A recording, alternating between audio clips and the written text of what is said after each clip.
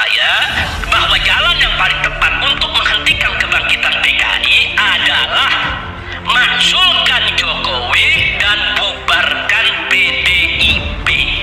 Itu jalan yang paling tepat. Kenapa? Karena Jokowi dan PDIP sengaja atau tidak sengaja, dengan maksud atau tanpa maksud, disadari atau tidak disadari, telah menjadi pintu gerbang emas bagi kebangkitan PKI.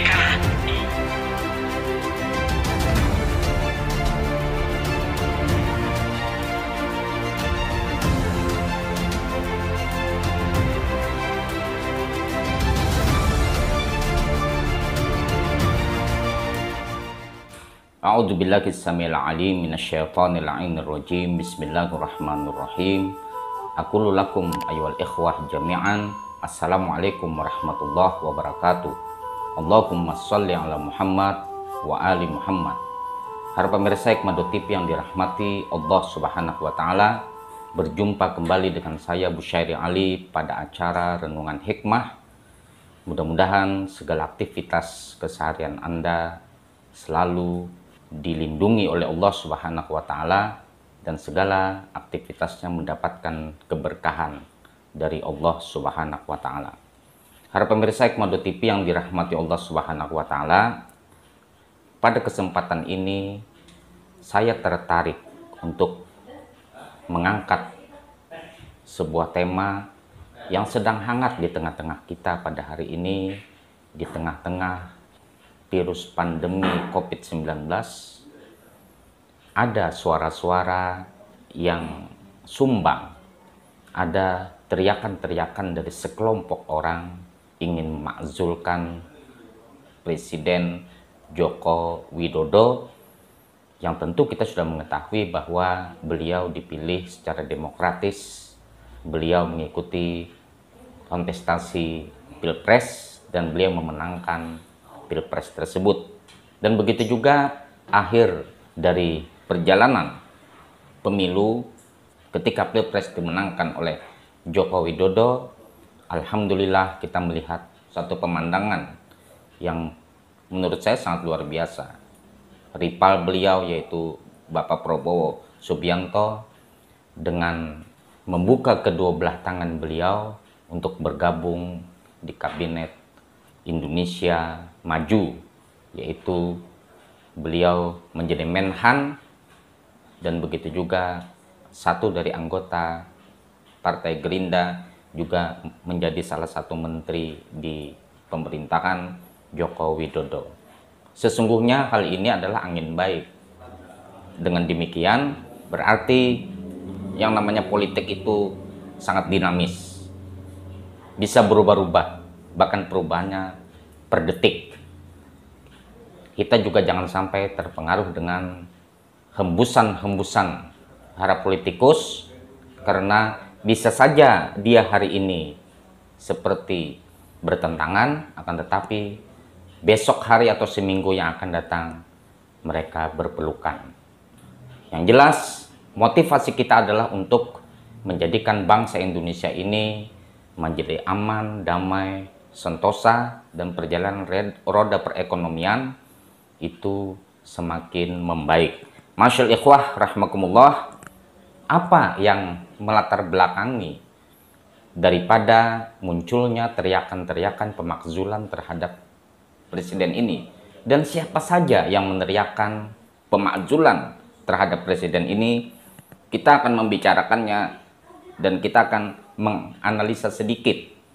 Mudah-mudahan analisa kita ini dapat memberikan pemahaman terhadap saudara-saudaraku sekalian bahwa tidak ada satu motivasi yang kita lakukan terkecuali untuk mencerdaskan kita semua agar di dalam menerima informasi kita harus check and recheck, harus bertabayun kalau dalam bahasa Al-Quran, harus mengkonfirmasi, menganalisa, mengumpulkan data-data valid untuk dijadikan satu bahan baku menyimpulkan sesuatu.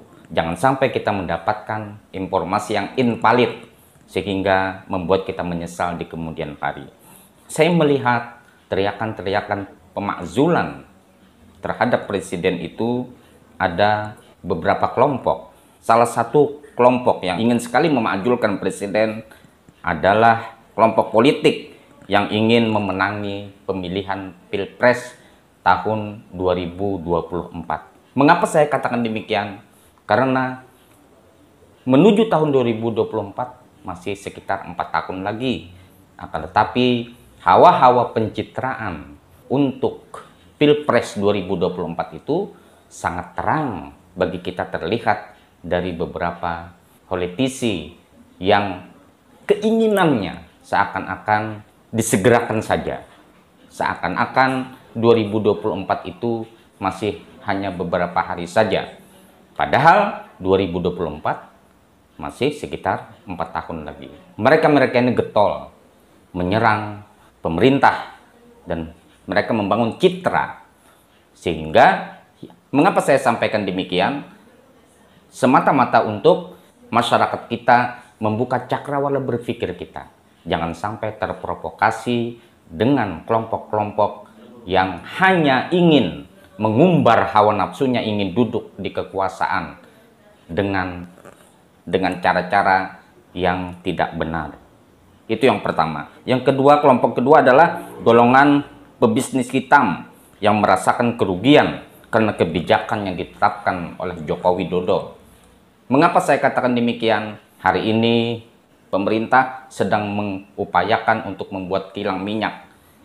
Dan insya Allah dalam beberapa waktu lagi kilang minyak tersebut akan selesai. Sehingga jika pemerintahan Joko Widodo ini untuk memutuskan tidak mengimpor minyak lagi dari negara lain, maka bagi pebisnis hitam migas yang memiliki keuntungan yang sangat besar sebagai maklar untuk memasok impor di negara kita Indonesia ini, yang namanya Petral sudah dibubarkan.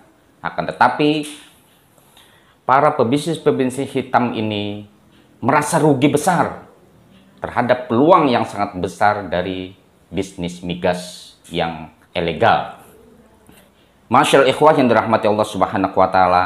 Kemudian kelompok ketiga yang menyuarakan pemakzulan terhadap presiden, menginginkan pemimpin kita yang terpilih tahun 2019 kemarin agar ia diturunkan, agar dia mengundurkan diri.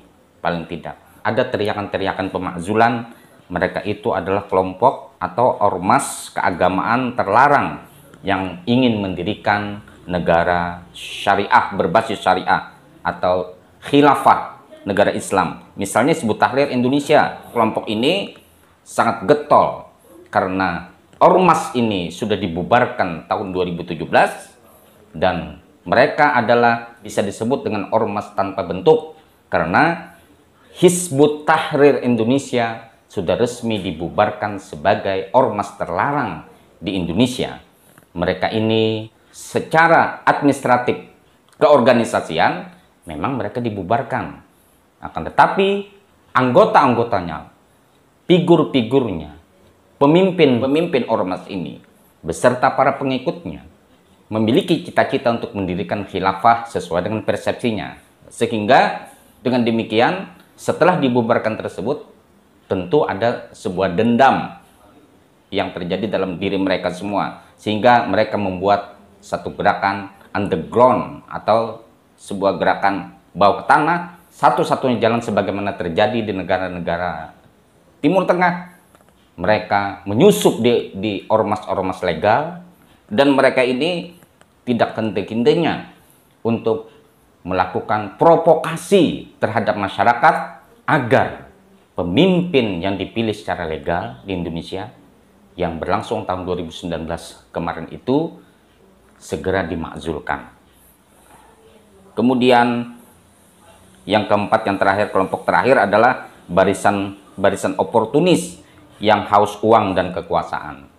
Jika seseorang terjangkiti dengan sebuah sifat oportunis, mereka berbuat segala sesuatu, berada di dalam sesuatu itu sesuai angin yang berhembus.